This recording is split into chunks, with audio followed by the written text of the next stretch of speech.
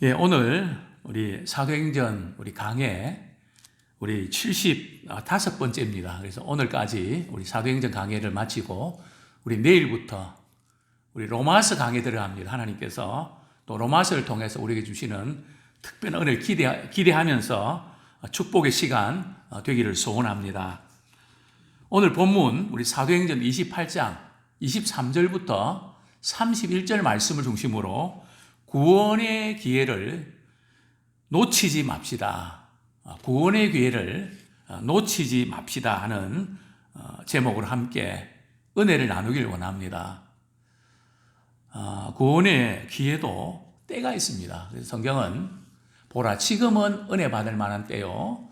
지금은 구원의 날이로다. 제가 목회하면서 늘 안타까운 부분이 있다면 때로 하나님께서 우리에게 질병을 주시고 또 어떤 고통을 주시고 그렇게 믿었고 그렇게 의지했던 사람이 나에게서 떠나고 배신할 때에 성도일지에 의지했던 것들이 이렇게 무너져 내릴 때가 있습니다. 사실 바로 그때가 주님을 찾을 때입니다. 주님을 의지할 때입니다. 근데 많은 분들이 이런 문제들이 있을 때 우리 주님을 찾는 것은 좀 미안하다고 생각하는 것인지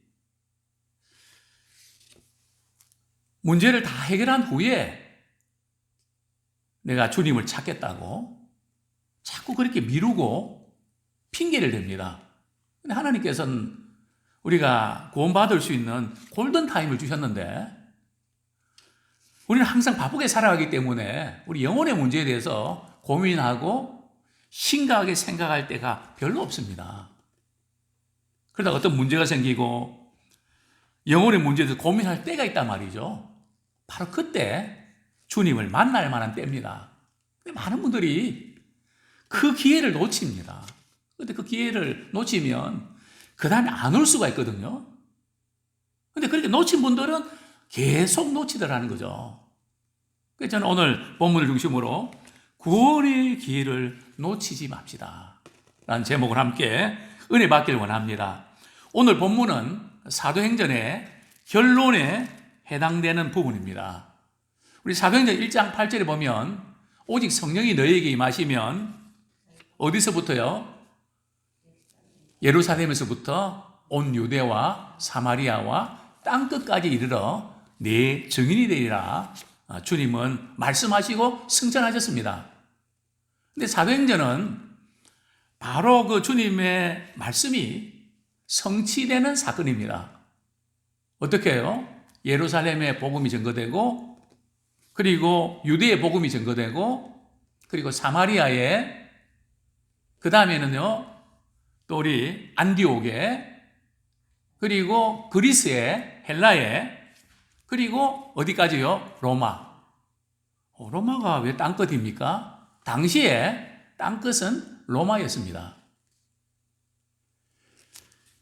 참 복음이 우리 주님의 말씀대로 이루어지는 그런 현장을 우리는 지금 보고 있습니다. 오늘 본문에서 이 바울은 지금 어디에 있는 걸까요?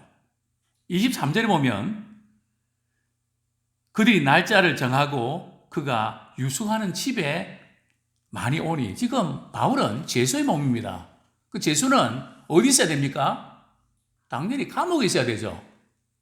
그러나 그는 지금 어디 있다고요? 집에 있단 말이죠.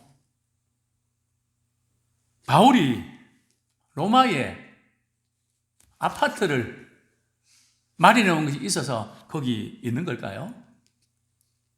어떻게 지금 바울이 유숙하는 집이 있을까요? 아마 모르긴 해도 바울이 처음에는 거기 있는 성도님들 집에 좀 며칠 있다가 근데 자꾸 사람들이 많이 찾아오거든요. 그래서 이래서 안 되겠다. 민폐다. 그래서 방을 하나 얻습니다. 아마 제 생각에는 좀 넓은 방을 얻지 않았을까. 물론 그 세는 누가 냈는지 모르지만 우리 사도행전 28장 30절 말씀 같이 한번 읽겠습니다. 시작. 바울이 온 이태를 자기 셋집에 머물면서 자기에게 오는 사람을 다 영접하고. 어떤 집이라고요? 셋집. 새를 얻은 그 집이죠. 뭐 유럽이니까 뭐 거기는 전세집은 없고 주로 이제 뭐 월세겠죠. 그 셋집에 머물면서 자기에게 오는 사람들을 다 영접하는. 23절에 보면 바울이 이렇게 참 로마에서 가택 연금 상태에 있지만 자유롭게 사람을 만날 수 있는 그런 기회를 부여받았습니다. 이게 우연일까요? 그래서 바울은 지금 예수의 몸이지만 그는 로마에 복음 전가하러 온 것입니다.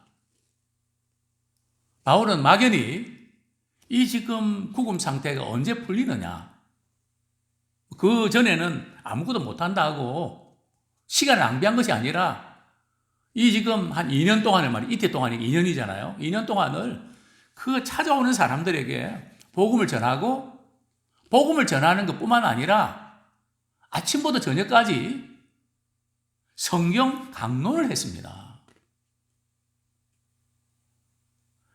바울은 오늘 본문에 보면 날짜를 정하고 계획을 잡아서 말이에요. 스케줄 잡아서 어느 팀은 몇 시에 이렇게 만나고 스케줄 잡아서 사람들이 많이 이렇게 찾아왔습니다. 바울이 아침부터 저녁까지 강론하여. 뭐에 대해서 강론하는가 하면 하나님의 나라에 대해서 강론합니다. 자, 우리 여기서 좀 유념해야 될 부분들은, 우리는 그동안 사도 바울의 전도 여행을 이렇게 쭉 보면 단순한 어떤 복음 제시를 하거나 사역일을 이렇게 소개하거나 그렇게 하지 않았다는 겁니다. 물론 그것이 필요 없다는 게 아닙니다. 지나가는 분들에게 이야기를, 복음을 전하는 것 때론 필요한, 그러나 그것으로 나는 구원받았다, 나는 하나님의 자녀가 됐다, 그렇게 쉽게 생각하는 이제 그런 방식을 택하지 않았다는 거죠. 주로 바울은 강론을 했습니다. 뭐 예수 믿고 구원받았다 하면 끝이 아니라 오늘 본문에 보면 하나님 나라에 대해서 증언하는데 모세의 율법과 선지자의 말을 가지고, 구약 성경에 모세의 율법과 그 예언서, 선지자의 예언을 가지고 그 모세의 율법과 선지자의 예언이 뭔가 하면 하나님 나라입니다. 하나님 나라의 핵심은 누구를 가리킵니까? 바로 예수 그리스도를 가리킵니다. 즉 예수님의 십자가 사건과 부활 사건으로 말미암아 하나님의 나라가 임한 것입니다. 그리고 아침부터 저녁까지 바울은 강론을 했다는 거죠. 그러니까 전도라는 것은 그저 교회 갑시다, 예수 믿읍시다, 그게 끝나는 게 아니라 계속해서 하나님의 말씀을 듣도록 해야 됩니다. 물론 우리가 복음 제시하는 것은 우리 한 번도 할 수 있는데요, 교회만 데리고 끝나는 게 아니라 그분이 말씀 안에서 계속 자랄 수 있도록. 그래서 전도라는 것은, 교회에 데려오는 것은 인도고요, 전도는 도를 전하는 겁니다. 그러니까 성도들이 뭐 목회자의 설교만이 아니라 그 전도해 온 사람에게 1대1로 말이죠, 우리 하나님 나라에 대해서, 예수님에 대해서 계속 말씀을 가르치고 말씀을 듣도록 해야 됩니다. 그래야 믿음이 자라거든요. 근데 이걸 안 하니까 그냥 뭐 이렇게 나 복음 초청했다고 그래갖고 그 신앙이 죽을 때까지 간단 말이죠. 신앙은 그게 아닙니다. 우리가 바울의 전도 여행을 보면 두란노도 그렇고 에베소도 그렇고 계속 말씀을 강론하지 않습니까? 그래서 그들은 뭐 신앙생활 오래 한 분들이 아니고요, 처음 예수 믿자마자 계속 말씀 속으로 들어갔습니다. 특별히 바울의 전도의 핵심은 하나님 나라입니다. 내 교회가 아니라, 물론 우리가 섬기는 교회가 대단히 중요합니다. 그러나 우리의 관심은 하나님 나라 확장을 위해서 동력자가 되길 원합니다. 내 교회에 그 성도가 나오는 것으로 기뻐할 것이 아니라 어떻게 하면 하나님 나라가 확장되는 그 일에 우리 쓰임 받을 수 있을까? 그래서 우리의 생각과 우리의 시야를 넓혀야 됩니다. 좀 하나님 나라 확장에 도움이 된다면 우리는 그 일에 힘쓰기 원합니다. 국내뿐만 아니라 국외도 정말 복음을 위해서 우리가 할 수 있는 게 뭘까? 바울은 하나님의 나라를 계속해서 증언했습니다. 자, 그런데 결과는 어떻게 나타났을까요? 24절 같이 한번 읽겠습니다. 시작.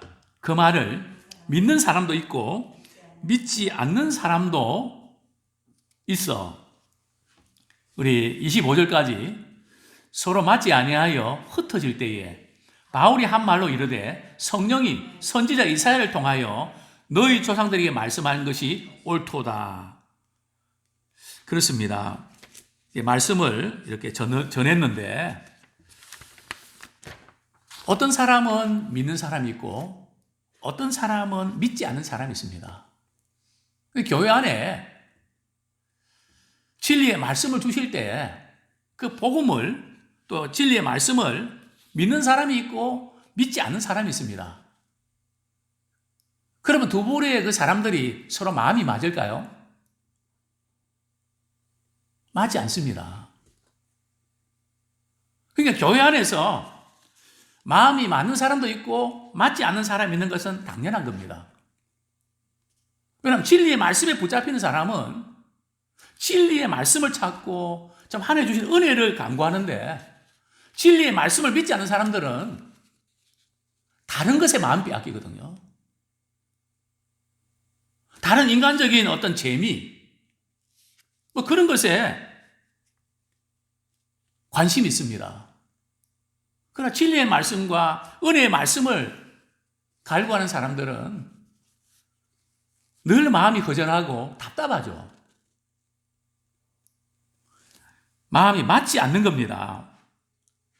똑같은 시간에 똑같은 장소에서 설교를 들어도 어떤 사람은 그것이 나에게 주신 말씀으로 듣는가 하면 그냥 좋은 도덕적인 교훈, 또 뭐 듣기 싫은 그런 잔소리, 뭐 이런 사람의 말로 받아들이는.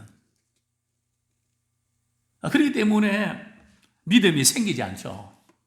오늘 본문을 보면 정말 사도 바울이 많은 능력과 기적을 행하고 정말 주님께서 곁에 서서 직접 말씀하시는 이런 은혜를 체험한 사람, 은혜를 체험한 바울이 말씀을 강론하고 설교했지만 믿는 사람도 있고 믿지 않는 사람도 생겼다는 거죠. 서로 마음이 안 맞으니까 이게 집회가 모임이 안 되는 거예요. 그래갖고 흩어지죠. 바울이 그 환경을 보고 안타까워서 이런 말씀을 전합니다. 이사야 6장 9절 10절. 이사야 선지자가 당시 이스라엘 백성들에게 했던 그 말씀이 그대로 지금 성취되고 있다 하는 말씀을 전하는데요. 우리 이사야 6장 9절 10절. 오늘날도 마찬가지고 예수님 시대도 마찬가지고 바울 당시도 마찬가지였습니다. 이사야 6장 9절 10절 말씀 우리 같이 한번 읽겠습니다.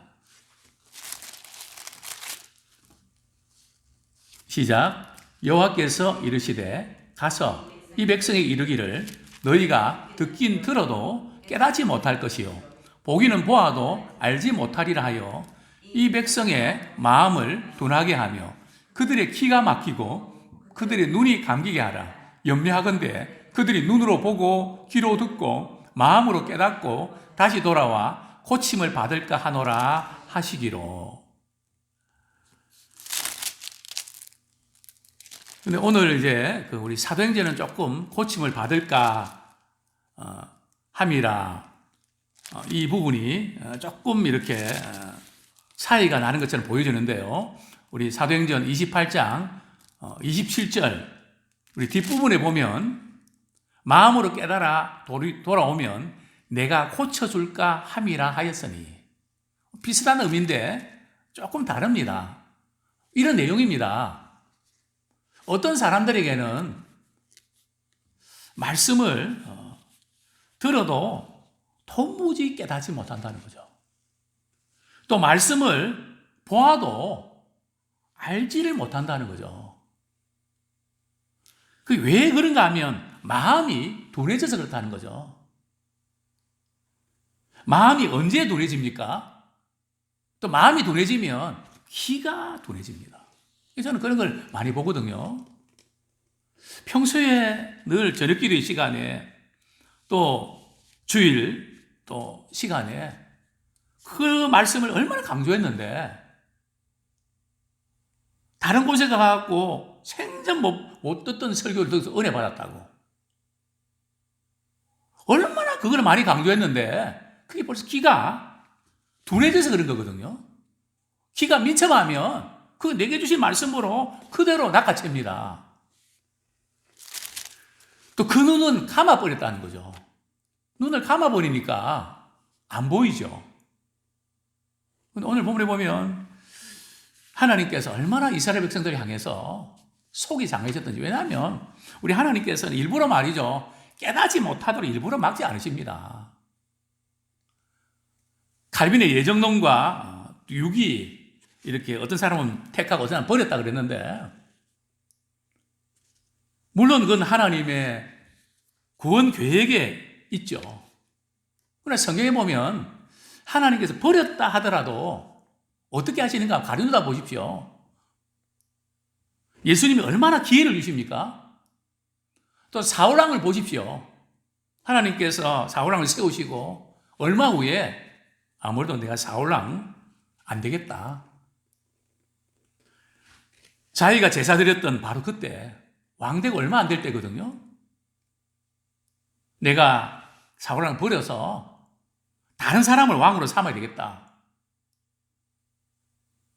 그러고 나서 다윗이 왕이 될 때 몇 년 정도 걸린지 아십니까?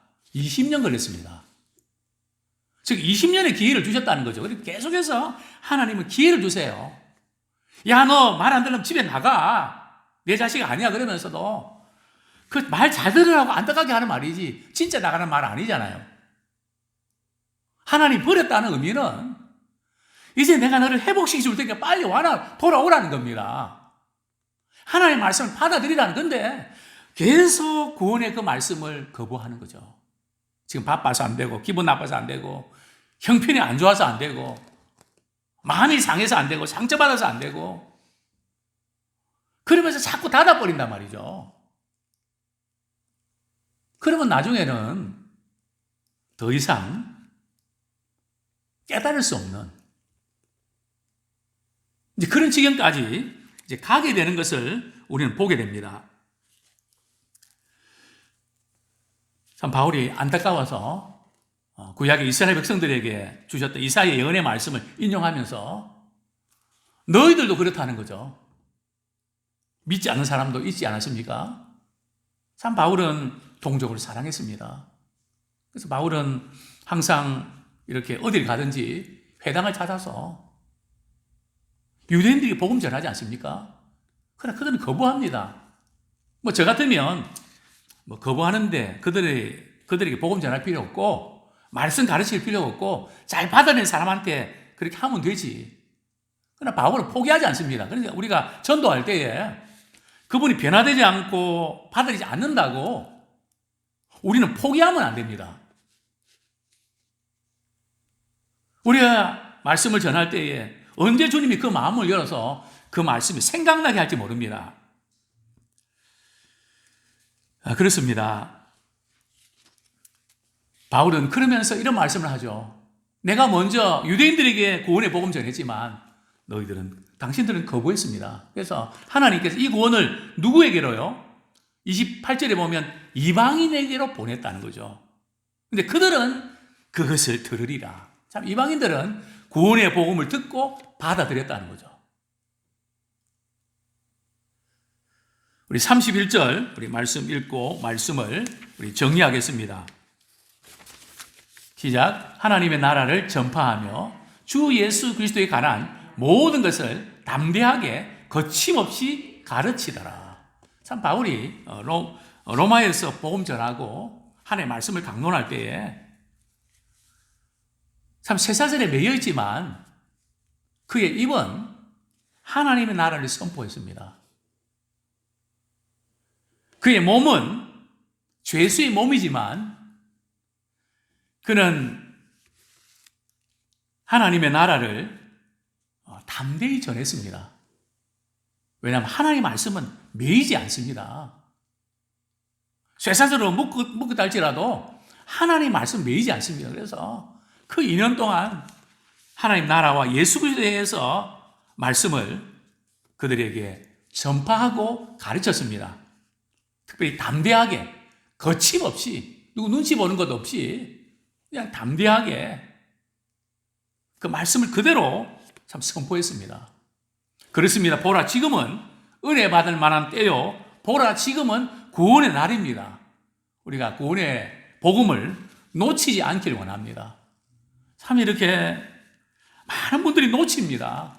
그리고 그분이 돌아가셨을 때에 제게 묻습니다. 목사님, 우리 남편, 우리 아내, 우리 어머님 천국 가셨을까요? 걱정이 되니까 묻습니다.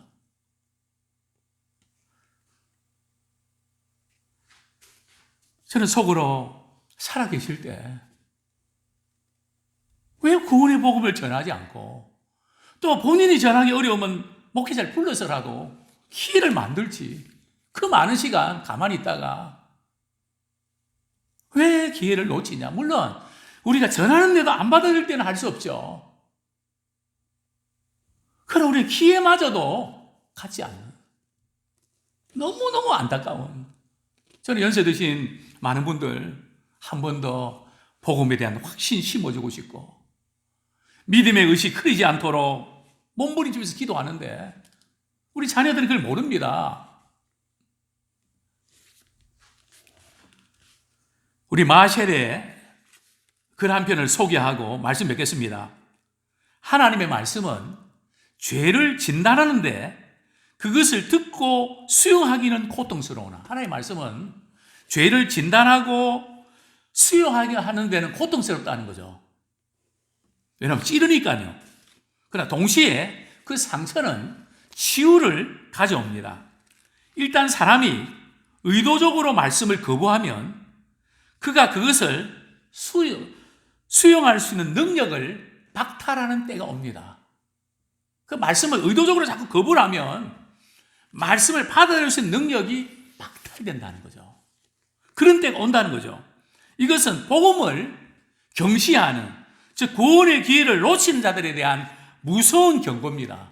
아무쪼록 구원의 복음을 놓치지 맙시다.